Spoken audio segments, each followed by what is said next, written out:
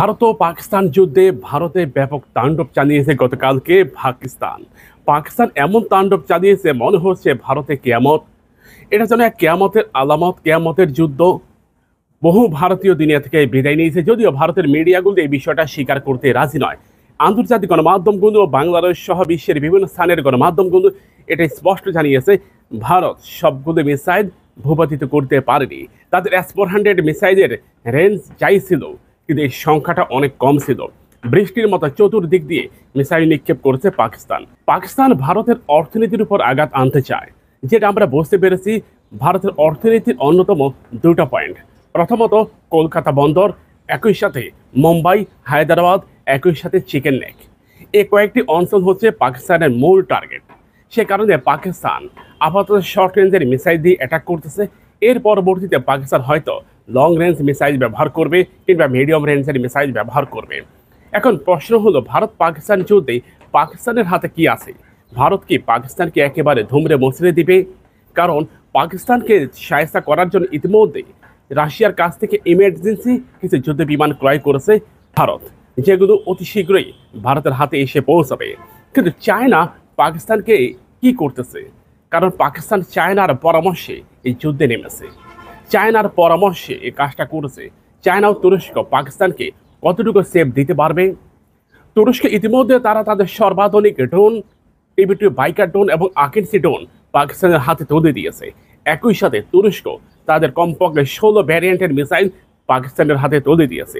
China তারা তাদের PL-15E, এমনকি চায়নার আরও প্রায় 26 ভ্যারিয়েন্টের মিসাইল তারা পাকিস্তানের হাতে তুলে দিয়েছে, যেগুলি যে কোনো রাডারকে ফাঁকি দিতে সক্ষম। S-400 মিসাইল সিস্টেমের রাডারকে ফাঁকি দিতে পারে চায়নার মিসাইল। সেই মিসাইল আগামী 1-2 দিনের মধ্যেই পাকিস্তানের হাতে পৌঁছে যাবে। চায়না ও পাকিস্তানের বর্ডার রয়েছে, সেই বর্ডার দিয়ে এই মিসাইল অতি দ্রুত পাকিস্তানের হাতে পৌঁছাবে বলে জানিয়েছে আন্তর্জাতিক কিছু গণমাধ্যম এবং পাকিস্তানের গণমাধ্যম জিও নিউজ।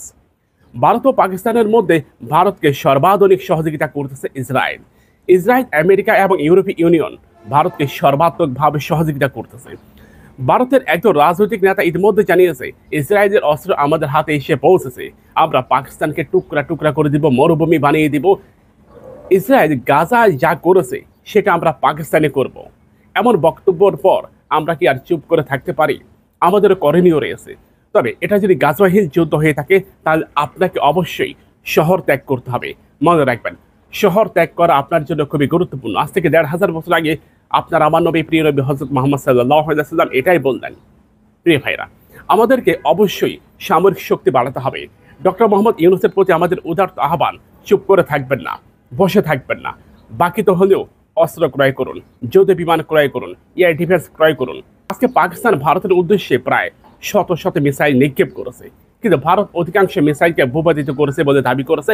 তারা জানিয়েছে তাদের নিজস্ব এয়ার ডিফেন্স সিস্টেম, একই সাথে ইসরায়েলের আয়রন ডোম, একই সাথে রাশিয়ার S-400, মোট 3টা এয়ার ডিফেন্স সিস্টেম দিয়ে পাকিস্তানের শত শত মিসাইলকে তারা ভূপাতিত করছে। কিন্তু আমরা কি করব? আমাদের তো কিছুই নাই। আমরা শুধু নারী উন্নয়নে কাজ করছি।